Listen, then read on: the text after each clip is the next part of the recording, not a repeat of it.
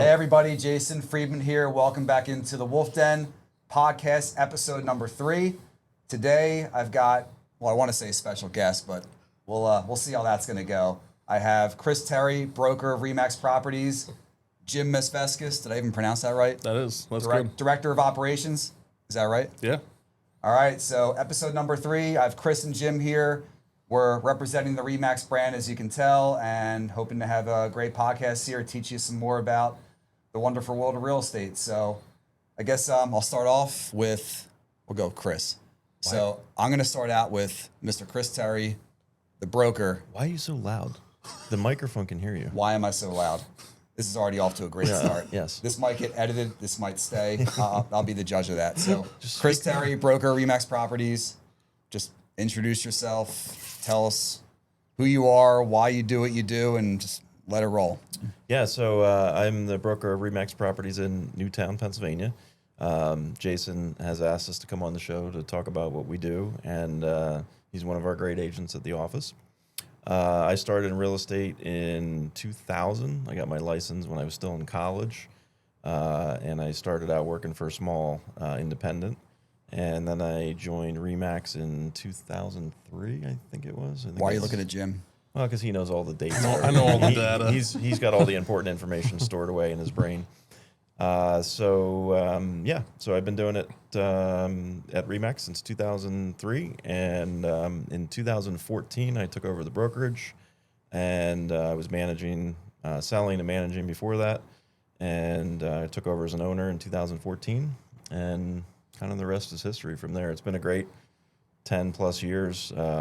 Came up with a model that I wanted to build back in 2014 and really took some time to plan out how we could support the agents in the way that I felt agents needed to be supported, because I had been in that role for a number of years, and just we went with it and rolled with it, and it's worked out really well in my opinion. So, all right, Jim. Have at it. Jim Mesveskas, Director of Operations for RE/MAX Properties in Newtown. I've been in real estate since 2014. I started out actually always kind of more on the corporate side of real estate. So I worked for RE/MAX New Jersey when it was an independently owned region under the RE/MAX umbrella, and have worked there, kind of learned the business on the corporate side, the back end of the real estate business. Then from there, after they were sold back to RE/MAX International, didn't want to move to Denver, liked living in Jersey at the time. That's where I'm originally from. So I went and worked for a brokerage in New Jersey. And I've known Chris from RE/MAX conventions and things like that. We've always stayed in touch. And when the time was right, and actually met my wife in Pennsylvania, moved to Pennsylvania, happened to be right in the backyard of Newtown, and ended up coming over. And, best decision I've ever made is working for RE/MAX Properties. Awesome. And that's reason number 2, I'm still there, was my buddy Jim. there you go. So, and, we'll get into this a little bit later, but there's also an incredible support staff that work in our office. We have marketing people, we have transaction coordinators, we have bookkeepers, we have obviously the usual stuff like payroll, the things that most companies have. But when it comes to real estate, I can tell you from personal experience that not every brokerage is going to give agents like me the support that we need. And we'll dive into a lot of that. But the brokerage that I came from was great. And I'm sure some of them are going to see this. And I had nothing but a great 4 years there. For me, maybe just being on the younger side and more energetic and tech savvy and social media savvy, I just didn't feel like it just didn't feel like the right fit, which is why I'm now with RE/MAX for going on 4 years in November. It's a very personal thing for people where you pick your brokerage, especially if you're someone like yourself that's in the office a lot. You need to feel comfortable there. You need to feel like the culture is right for you, and every office has its own culture. So, for you this works. For a lot of our other agents, it works. And then there's other offices that work great for other people in our business too. So it really comes down to where you feel the best, is what I try to tell people. Even when I'm talking to prospective agents that want to come to our office, we make sure it's a good fit for them. We don't just take anyone. Well, I feel like it's not a good fit. Like not that saying you don't want somebody sounds rough, but right. You don't want somebody working at our brokerage if they're not going to be, you know, whether it's a culture fit with the other agents in the office, or if it's somebody that, you know, maybe they're not into the different marketing ideas that we have or the different ways to promote your business, like that they might be better off at a different brokerage that fits them. And that's like what I ran into. And then I ran into Dan McCluskey, who's an agent in our office. Props to Dan. Dan, they're gonna use me. I mean, this is my podcast, so. But there's your. I gave you your 2 seconds of fame there. So Dan and I were friendly at the NAC at the Newtown Athletic Club, and I forget how the conversation came up, but he just said, you know, why are you still in Doylestown? Like, why? Like, you live in Newtown. I guess it was Yardley at the time, but you live down here. You work at the gym's right next door. Why don't you come to Remax? He's like, I don't have a team. I'm not going to have any control over you. Like, you'll be an individual agent, but there's this guy, Chris Terry. And I'm like, oh, the guy that has all the signs all over Newtown, the commercial guy. And he's like, yeah, that's Chris. And come over and meet with him. And I met with you, and 4 years later, you're sitting on my podcast There couch. you go. And by the way, thank you for having us. We're honored to be here. So this as much fun and games as we were making it earlier. We're gonna have some fun. Yeah. There'll be a lot of edits here. Yeah. So obviously 4 years later, I mean, the fit's obviously great, and I think it fits into the certain vibe that I want to go for. Obviously, for those of you that know me, and those of you that maybe have done deals with me, and people in the office, obviously I'm very open and outgoing, and I'm all over social media. I'm always like, there's no branding that's too much. My license plate says Remax. Like, I mean, if that alone, I think will show you that I'm all about this sort of setup and situation regarding my business. And that's why I love, you know, now doing the podcast and episode number 3, and hopefully many more to come. So, regarding, we'll get to you eventually. That's fine. Before I forget, so the Borscht Belt in Newtown, I will tag you. You will see this. You will connect with me. We're catering it today. We got some sandwiches here. We got a pastrami Reuben, a turkey special, Can't wait. and a tuna melt. So we're going to dive into these later. But shout out to the Borscht Belt in Newtown. They're great. Awesome spot. We've had some of our roundtables there too. Yeah, we've had meetings there. We had Bomba Tacos in Newtown at the last podcast I did with Mark. So just trying to support the local businesses, and hopefully I'll see some support back from you guys, and would love to collaborate. So regarding being a broker at Remax, so what are your main responsibilities as a broker? Like, what would you say like your top 3 or 5 things are that you're in control of, you're in charge of, and that you kind of oversee? Well, first of all, every agent has to work for a broker, so there has to be someone that's the broker record in Pennsylvania, New Jersey. And I would say our number one job is to keep you out of real estate jail. You know, to make sure that you're doing everything properly, to educate you on any new laws that are coming out. There's been a lot of changes in our industry in the last, 10 years or plus. It seems like every couple of years now there's a something new coming out that we need to get you up to speed on. So education is very important. At this point in my career, it's about the legal side of things and the vision for the office and where the office is going. I've built a really great team at the office. Jim is one of the people on the management team, but there's many more that couldn't be here that help facilitate day-to-day operations. We need a bigger couch. We do need a bigger couch. I agree with that. But I take feedback all the time from our agents and from our staff and from our customers. And, we process through that. And when we're getting a lot of feedback on one thing, or, we see a direction we need to move the office in, then that's my job, is to move the needle that way. But really the legal side of things and making sure compliance, that's my job as far as how the state sees it. But that's really just kind of the tip of the iceberg. That's honestly probably the easy part. The harder part is seeing the vision for where the market's going, what you guys need as agents, and making sure we get there, making sure that our internal staff is running, the way that they should. And we also have a title company in-house, so helping them to make sure they have what they need in order to make sure you guys get to settlement. Because that's a huge deal. If you can do everything you can as an agent to get to settlement. And if something gets screwed up at the settlement table, that's no good for you as an agent. So we have really good service that way. Yeah. And then there's always a better mousetrap or, a cheaper option out there. But I've built our business on service. And I think, hopefully that's what you've been feeling for the last 4 years. Yeah, and I feel like, I'm not a perfect agent. Nobody is. Nobody is. I feel like I'm very good at what I do. I do a lot of business, sure. but I'll have questions on stuff, and I feel like I'm considered a seasoned realtor at this point, about 8 years in, and with the number of transactions that I've done and the different situations that I've been in, like I'm definitely not perfect, and I've had issues, I've had questions, I've had problems with my sellers, I've had problems with my buyers, I've had... Well, every deal's unique. Yeah, there's paperwork stuff that maybe I'll come to you about, like just something that I'm not, if I'm not 100% sure, then I have the support staff. And getting to the closing table, maybe I'm great at getting people under contract, but again, if they don't come to the table, what's the point? The buyer and the seller are not going to be satisfied at the end until that check is in the seller's hand, or the check from the buyer is being handed over. Yep. Which is a great feeling. You just bought a house, and Properties Abstract, who's the title company, they're in the office every day. Being an agent that's always in the office like I am, I walk out of my door and they're right around the corner. So if I ever have a question, if I ever have any issues, they're right there. And I think that's, I know other offices have that, but I think that's still fairly unique.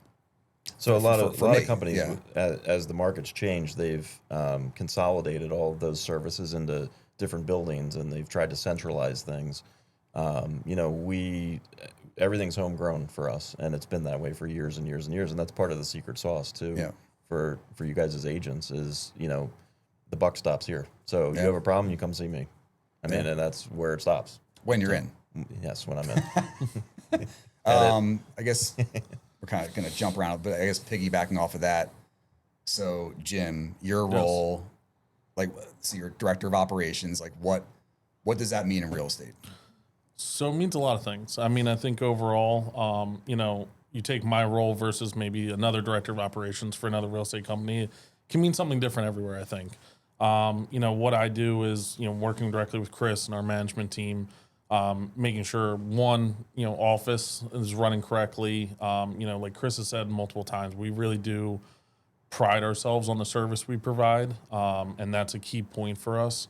So making sure that we are meeting those goals and meeting that level of service that's expected, but then also being there for you guys when it comes to paperwork questions and different things that come up as well.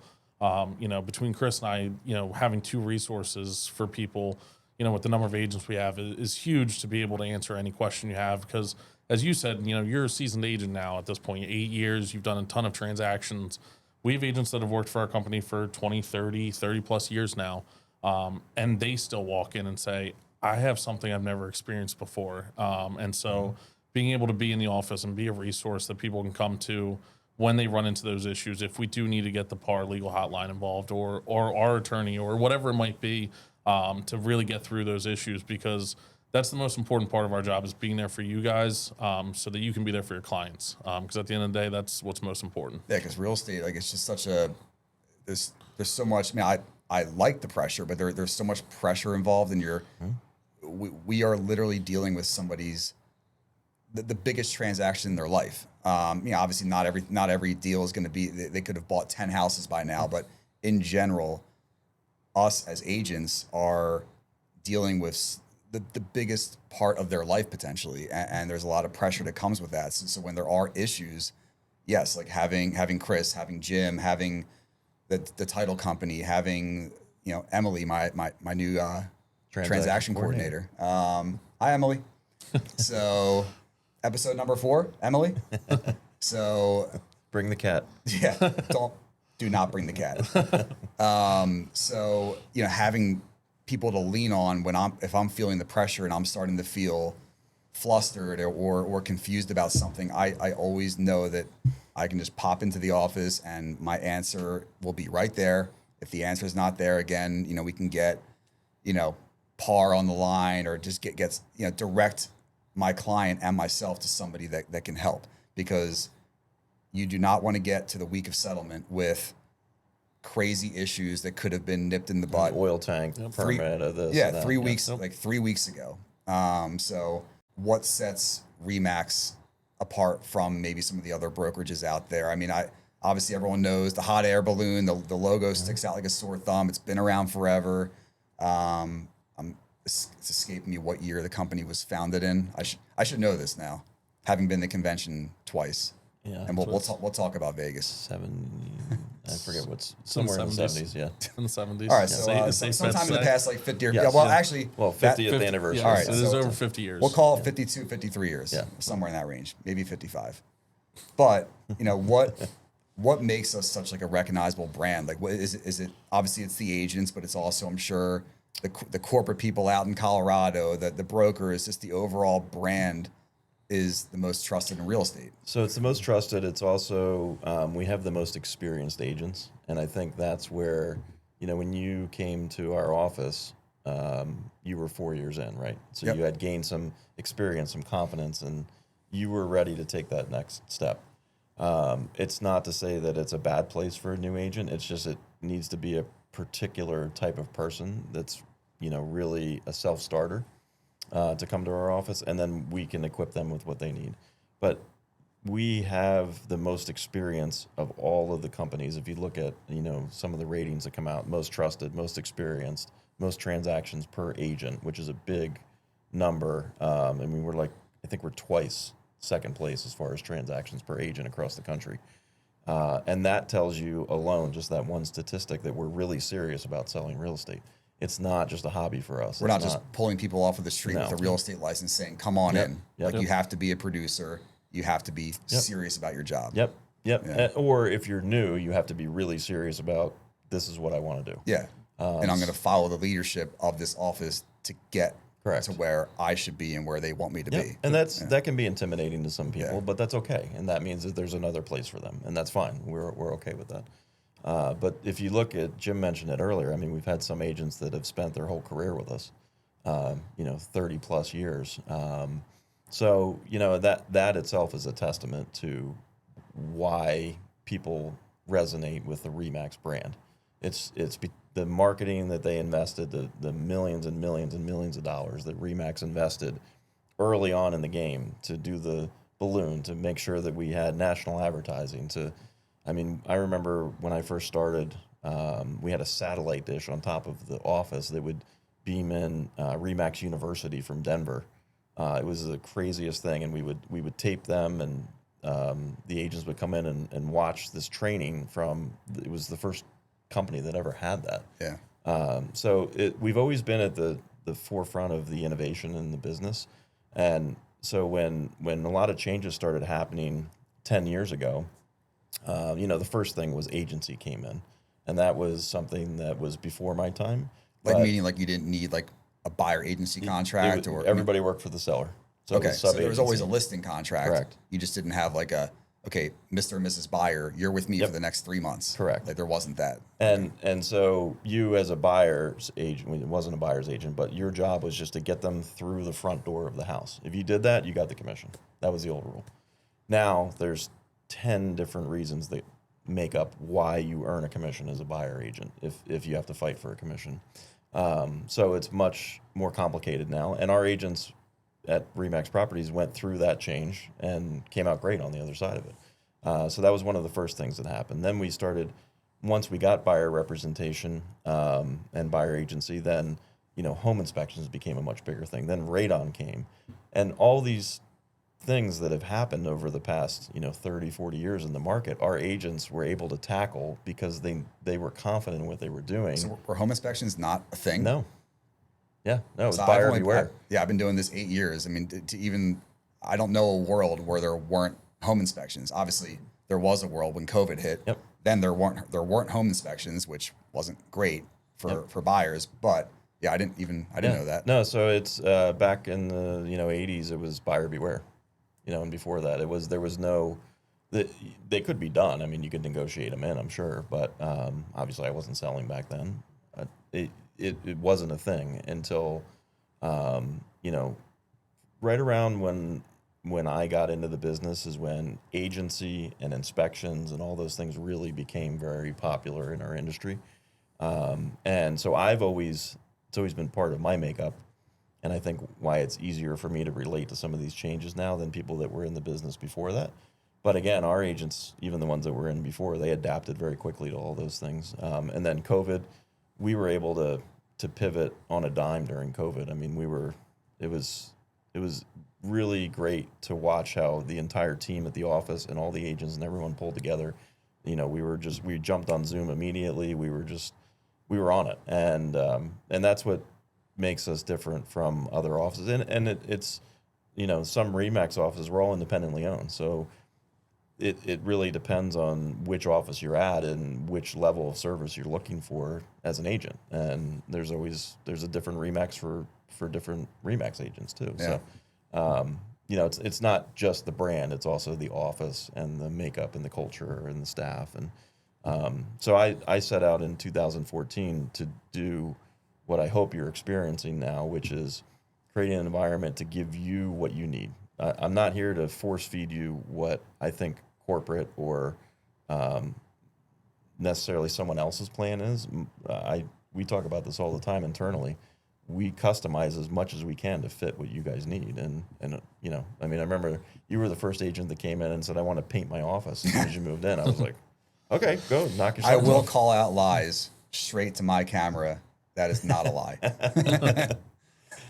So yeah, he you know, he's got a way that he wants his office to look. I'm sure you've seen it on his social media, and we're totally fine with that. It's great. I like the energy. So yeah, we embrace it. And yeah, I painted it. I've got black lights. I've got the Govee lights in there. I've got my wolf emblems that light up. I've got my key hanging on the wall. Like, again, could I have done that elsewhere? Yeah, probably could have found a way, but I feel like at least where I was before, I didn't have that opportunity. And that might sound silly, maybe even to most people that are, you know, other realtors that are out there. It's like, why do you need your office to be a dorm room? A more corporate entity is not going to embrace that either. Yeah. They're not going to let you express yourself the way you want to be. Like, do I need a beanbag chair and a footrest to the beanbag chair in my office? Absolutely not. Do I want it? Absolutely. Does it help me focus and want to be in the office and feel comfortable? Yes. Do I need a 55-inch TV 6 feet from my face as I'm working at my desk? No. But I have it and I love it. The interesting thing is he has all that stuff and he says he's comfortable in his office, but I find him sitting at my desk all the time. So I don't know why that happens. But how many times a day do I venture into the office? Between 5 and 6, I'd say consistently. But the problem is the length of those stays sometimes is the problem. When he comes in with a coffee mug, you know it's going to be a bit. Yeah. Yeah. Well, I mean, you should just be grateful that I'm not coming in there to tell you I have a problem with a real estate deal. Well, which may have happened, but it's usually just to make sure you're on your toes. No, you've been really good. You figure out a lot of your problems before they ever get to us, and that's the sign of an experienced real estate agent is you can navigate the situation, and sometimes you're just coming to double check, but you've already figured it out by the time you get there for the most part. And you know, you're just there to check the legal side of it and make sure we're all going to be okay with the decision that you and your clients are making. So you do a great job of that. As far as, so like you mentioned commission earlier with the whole like buyer agency thing, like, you know, how do we earn our commission? So like maybe you can touch on, you know, the whole, I think it was in Missouri. So I guess wherever the commission lawsuit occurred, I think it was Missouri or somewhere out in the Midwest, which was 2 years ago at this point, a year and a half ago. Yep. So that whole thing happened, which if you're not a real estate agent and you're watching this podcast, like you might not know about that. You may have heard about it. But how do you think that has changed the way agents like me operate regarding getting listings and explaining to buyers why that check comes to us at the settlement table? Like, well, how do we earn that money? I mean, did you see a big change in the industry because of the commission thing that happened over the past couple of years? So what I'll say from what I've seen is I don't think we've seen major drastic changes. Have there been some changes? Have some of the different situations maybe occur a little bit more than they were before? Yes. And we can get into those. But overall, I think what that change did was it made experienced and professional agents like you and agents in our office, it in the long run almost helped them, because now they have the ability to prove their worth. They can sit down in front of a buyer or seller and explain, why their commission is what it is and why they earn it and what they do to earn it. They can negotiate, and the commissions have always been negotiable, and that nothing has changed on that front.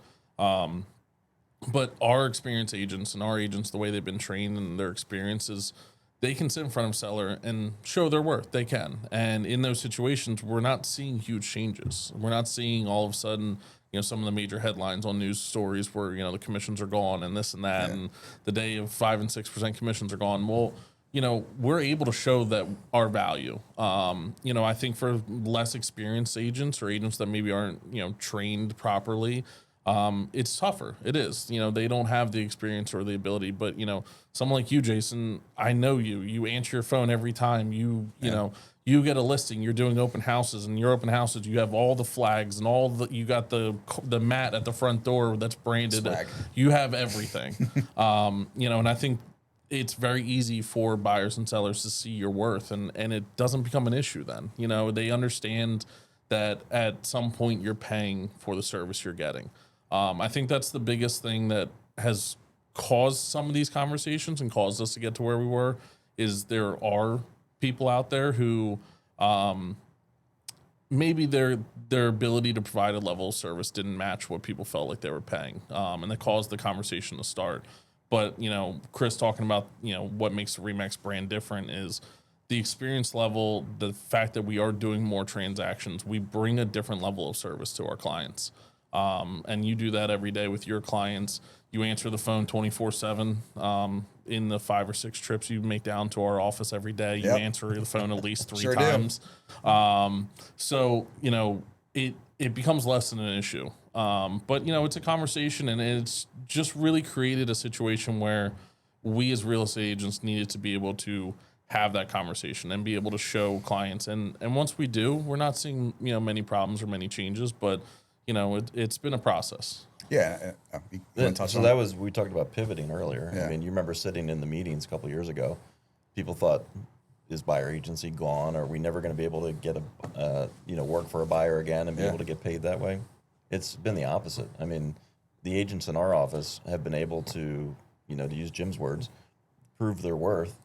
And we've found that their commission rates have actually come up. Yep. So, that's a good thing, because they are worth what they're charging. And again, to your point, I think there were a lot of agents that weren't doing their job around the country that gave the better agents a bad rap that way. So now, it's pretty straightforward. You interview, it's always been this way. You interview different agents. There's nothing set in stone. And we're doing the same thing we did before, but it actually helped us. It helped the experienced agents. Yeah, and it's kind of like, let's say, I think I mentioned this in a previous podcast, where it's something like 1% of the agents do 95% of the business, or whatever the stat is, but you get the point. So I feel like the worst 1% of the agents out there, the mistakes that they make and the things that they do that give the industry a bad name sometimes. These guys make too much money. I can't believe they made this amount of commission on a $3 million home. It's crazy. Like the good agents, we know that we deserve every penny, and we did a service to the client. They're very happy. We got them what they need. Yep. And that feels great. But again, like that 1% or whatever the percentage is of agents that just aren't serious and make mistakes and don't explain things and cause lawsuits like that, which I'm pretty sure was a seller was not the listing agent did not disclose to the seller where the commission was going or who was being. I think that was the whole point of the lawsuit, from what I remember. And correct me if I'm wrong, but the loud 1% of agents that don't do the right thing, unfortunately, are the ones that kind of make the headlines sometimes, and that gets in people's heads. I've spoken to clients before where, I'll come in at 5 or 6% commission total for the listing.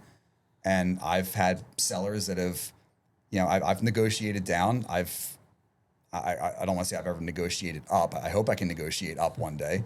But yeah, I mean, it depends on the client. Every client's different. Yeah. Like every situation is different. it could be a past client, or it could be somebody who's giving you 3 different transactions. It could be an investor. It could be. I 100% know that I'm worth 6% for my listings. Do I always get it? No, because every situation is different. I'm a businessman. Another thing I love about RE/MAX that wasn't so much the case where I was before is that I can work my own deals. There could be certain situations where I have to get approval for certain things to do, but at the end of the day, I'm the one dealing with the client, and I'm the one who knows what's best for this relationship. So it's very rare that you come in and we say no. Yeah. And it doesn't happen very often. There's one time Except time you when I ask asked for to steak. buy Dave's Hot Chicken, Yes. and then a certain guy named Jim said that it would take too long to get to the office. It was going to take an hour and a half to get lunch. It may or at may 2 not in have the happened afternoon. yesterday, It and I may or revolves may around not still food. be mad about it. It revolves around food every time we have to say no. Yeah. So, but no, it's an important piece too, because business freedom was another thing that within the rules that Pennsylvania and New Jersey and ethically what we're allowed to do, I think we do a really good job of giving you your business freedom to decide if you're sitting at someone's kitchen table and you're making a decision on something, you don't have to check with us. We know, we have confidence in you that you have the experience to make the right decision. And commission is, as you said, That's one of them. is and always has been negotiable. Nothing's ever changed. It was never 6%, 5%. Like Some areas of the country it's 8%. Some areas of the country it's 4%. I think in New York, I have a buddy with Douglas Elliman in Manhattan, and I'm pretty sure it's 8%. Yeah, which is wild with the prices. Let me rephrase that. It's not. It isn't that percent in those areas. It's what the market drives in those areas. Yeah. So it's not a set commission anywhere. Yeah. It's not set anywhere. The point is that certain markets demand a different commission. And it's always been that way. And, it would have actually been really interesting to do this podcast 2 years ago when the lawsuit was going on and really get into it. Well, if my buddy Matt mentioned that he was going to start a podcast company 2 years ago, Matt. Yeah. But it's nice to be able to talk about it now, knowing that we pivoted, we got through it, just like COVID. And I remember standing in front of all you guys 2 years ago and saying, do you remember 2 years ago? This was, 2 years ago, we were having this conversation. 2 years before that, we were shut down. We couldn't show houses, and everyone panicked. How are we going to make any money? How are we going to service our clients? We've got transactions that are in the middle of, going to closing right now. How are we going to get them to closing? And we figured it out in weeks, days even. So the ability to pivot, give you guys your business freedom, create that environment, and we don't have to check with anyone. It's just we figure it out in our own office, which is one of the most beautiful things. So. Yeah, and so just like speaking of obviously sitting at somebody's kitchen table trying to get a listing and working that business deal, there's obviously that's a listing contract. You have the seller disclosure. You have, seller estimated closing costs. You have all these documents. I mean, this is probably a question for you. I mean, do you think there's ever going to be a time, whether it's next year, 5 years, 10 years from now, where there won't be as much paperwork involved, or do you foresee more and more documents being needed for just a real estate transaction in general? I mean, addendum this, addendum that. I mean, all these things are meant to protect. And I'm not saying any of these are a bad thing, but I feel like a lot of agents, maybe it's more of the old school agents who aren't used to change and can't adapt as quick as maybe some of the younger agents can. And then you have some of these new agents coming in where it's like, hey, just to write an offer, it's not just the agreement of sale. There are 9 total documents you have to send to your buyer. I mean, do you see a lot of agents struggling with what paperwork is needed? Do you see changes at any point? So to address the first part, changes, I don't think we'll ever get to less paperwork. And the reason for that is because, I mean, we, legally, we live in a world that there's, lawsuits and, things like that. Yeah, and it's all protective stuff. It's all to protect the buyers and sellers. It's, our goal always is to have a smooth transaction, everything be as clear as day. And I think that goes to, I've heard plenty of speakers in the real estate world, and they talk about, the trust of real estate agents and where they rank in people's, in the public's perception. And one of the biggest problems, of reasons why people do have a negative outlook on some real estate agents is because of the process. They feel like things get thrown on them as they come up. They're not aware of, the layout of the timeline up front. And that's something that we strive to teach you guys is everyone laying out and being as, upfront and honest from the get-go. Here's how it's going to work. Here's what the timetable is going to Here's look what like. happens after we're under contract. It's just. And I think with the paperwork we have, especially in Pennsylvania, and even New Jersey, but speaking Pennsylvania directly, I think unfortunately it's a lot, but it's the right amount to make sure that everyone understands exactly every detail of the transaction. There's nothing left for interpretation. There's nothing left for, well, I read it this way, you read it this way. It's pretty cut and dry, and I think that's important. So I don't think we'll ever go less. Right now, unless something changes drastically in the market, the industry, the world, I don't see anything that would drive us to create more paperwork. I don't think there's really anything off the top of my head that I've come across that I say, oh, we should have a form for that.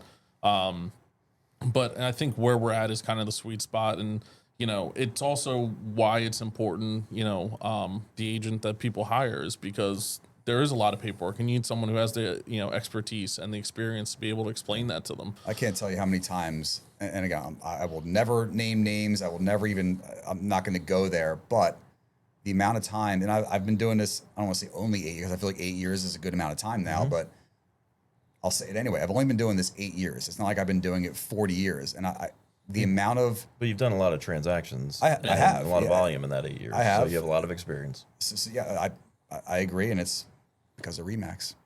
But the amount of transactions that I've been in where, from a listing agent standpoint, like offers that I receive, just seeing how some of these agents write their offers and how, some of them are great, but I can't tell you how many times there's missing addendums, there's missing this, missing that, and I have to and it's always a shame when the actual offer is, I can tell it's a really good offer, but I have to make a decision with my seller in the next hour, and now I have to come back to you to ask for the seller disclosure, the BFI, the whatever. So it always amazes me how many agents, and I don't even know I don't think it's a lack of not caring. I like to think that most agents really do care about their job and their client, but it's just amazing to me how many just aren't doing the proper things. And I don't know if that falls on their broker. I don't know if that falls on the culture in their office. They're not catching these things. They're not teaching them. So that's a huge advantage that I see in our staff, in our office. So I feel like I'm always ready to tell my seller and my buyer exactly what is going to happen from point A to point Z. When you're sitting with a potential client too, whether it's on the buyer side or the listing side, it's a very important point because you don't know who they're going to run into when they get involved in the transaction. You could have a great cooperating agent on the other side of the transaction, or you could have a terrible one. And part of your worth and why you charge a commission is still carrying that home, is to be able to say you're going to get them through these situations. And if you have to do the other side of the transaction for the other agent and make sure that they're doing the proper things to make sure that your client doesn't get in trouble, then you're going to do it. And you're going to make sure that they get to the finish line. And that's an important piece. And you should make sure that you drive that home every time you're talking to a potential client. And that's why I almost feel like this whole the commission thing was like a blessing and a curse. I think one of the blessings for the whole commission thing that we went through is that it either already has, or it's probably still is continuing to weed out the agents that just did not, again, probably very nice people, great individuals, but as far as this business, which, a single mistake could flip a transaction on its head. It could cost somebody $500,000. Yeah. So I feel like it's weeding, if there were, obviously there's millions of agents or however many there are in the country, we may have flushed out 1 million agents that just were dragging the industry down, taking potential listings and clients away from those of us, myself, and many others that truly care and are truly good at what we do because we work hard. So everything in real estate's a cycle, right? The market goes up, the market goes down, interest rates go up, interest rates go down. So does the agent count in the United States. And we just came through one of the highest peaks in agent count that the country's ever seen. And to your point, it weeded out a ton of agents in the last couple of years. And that's great for our office and for you as an experienced agent. you're actually going to thrive in this environment now, no matter what the market does. The market, even if the market turns down, you're going to do better because there's less people out there, and the people that are still doing it are serious and experienced, and that's why you're going to thrive. So, and that's why you're thriving right now. So we've been going at this for 40, 45 minutes, and I can keep you guys here for another day. I don't want that. You don't want that. Nope. I'm going to stalk you in your office as soon as we get back. Yep. You don't want that, but I'm going to do it. Yep. That's how it works. Hey, we have an employee happy hour today. Yeah, I got to get to that. We got to get to that. So I'm not an employee. You're not an employee. You're an independent contractor. Yep. So you're not my employer. I am your broker of record. You're an independent so contractor. technically, you're not my boss. You always call me boss, and it's endearing, but I am not your boss. Are you my boss? Do I According have a to the boss? real estate commission, he is your boss. Yeah. So you're He's my dad. responsible You're my for it. daddy. No. No. And, and don't ever call me that in Vegas ever again. Speaking of Vegas, so I don't know, how many conventions have you been to? Too many. I can't count. What about you? Yeah, double digits now. I asked you how many, and you said, "Yeah." Is that even a I'm number? I'm trying to think. a lot. Too many. All right. So, for those who don't know, and I'm sure it changes, but the RE/MAX convention has been held in Vegas. Mm-hmm. I am now set to go to my third convention in February, Yep. and we have a blast. I've had a blast there. The first year that I went, and there was an award ceremony, there's workshops, there's educational stuff, there's a lot of fun that goes on. There's parties. It's great. So my first year that I went to convention in 2024 was a great time. Got my award. I was very proud. It was fun. 23. Well, it was the award from 2023 that I received in 2024. Okay. It feels good correcting you. No, it was 23. No, the convention was. We're not going to fight about this for the next minute. No. It was the 2023 it was award 2024. that I received in All right. 2024. All right, I'm wrong. I'm wrong. This I'm is wrong. what I deal with. Yep. But I still stick around. Yep. So I stand there was corrected. there were a few of us that went, and we went to a certain restaurant. Speaking of daddy, called Poppy's. Yeah. Yeah. Can I call you Poppy? No. Okay, so I'm not gonna do that here. They have a certain meal there that comes in a certain gold briefcase, and a certain somebody declined to purchase it. You know what? I think I said And I'm go, just curious get it. about what your thoughts are about I that. think I actually said to get it. And it was the seafood tower. Yeah. I think the seafood tower that was $1,000 I told you to get, and you didn't want to eat seafood. It was not a tower No, of shrimp. I thought we did get. Did we we get- did. We We got a did. seafood tower. When we That were was there. only $500. Oh, okay. There's a certain thing. See, everything in his brain revolves is- around food and how much it costs. There is a certain Strange. thing. I think it's called a tomahawk steak. Yep. That is Sounds a about right. $1,000 steak that comes in a gold let's make a deal briefcase. Jim, if we keep talking and confusing him, he's going to get away from his question. Yeah. Yeah. My question is, if I hit Titan, which is the next award that is hopefully on my resume, Yep. will I get my tomahawk steak in Las Vegas on February 25th of 2026? Yes. Do not cut that. Toes were crossed still. Yeah. So that's Chris's answer. I mean, Well, he's the one that makes all the decisions so, about the I mean, operation, so it's on him. I am going to hit the award. Yes. It's called Titan. You're I will gonna get hit it? I'm going to hit it. You're still not getting the steak, though. We might get something better for you, but you're not getting the steak. Unless you carry a cat on your shoulder like that guy we saw Yes. at Poppy Steaks that night. I'll do whatever I need to do. Did you know that I don't- in these high-end restaurants, they allow people to wear a live cat? I don't even know how you say that. It was a Bengal cat. It was a Yes. live Bengal cat on his On shoulder. his shoulder, like a parrot. He was a kid. Yeah, he So, yeah. was probably not even 21 years old. The things you see in Las Vegas Yeah. sometimes. Yeah. And there's a lot of ice cream testing that goes on in Las Vegas, like testing ice cream flavors. There's a lot of things that we'll get into maybe the next time I have you on. So I guess my only other question about Vegas, I went by myself last year and I stayed for 7 nights. So my question is, are you guys going and can we stay for 10 nights? Go big or go home. Remember the Venn diagram that we worked on. The All 10 nights answers is point to no. guaranteed no. Yeah. 10 nights. He has a young baby. Come on. What if I get you a fountain blue pen for each night you're there? Well, if I'm going, I can get it myself. One would suffice. And I play baccarat the entire time. We introduced there. The poodle to a new. All right. He calls me the poodle. I'm the wolf. We're in the wolf den. Incredibly disrespectful. Continue. So, we introduced him to a new game in Las Vegas called Baccarat.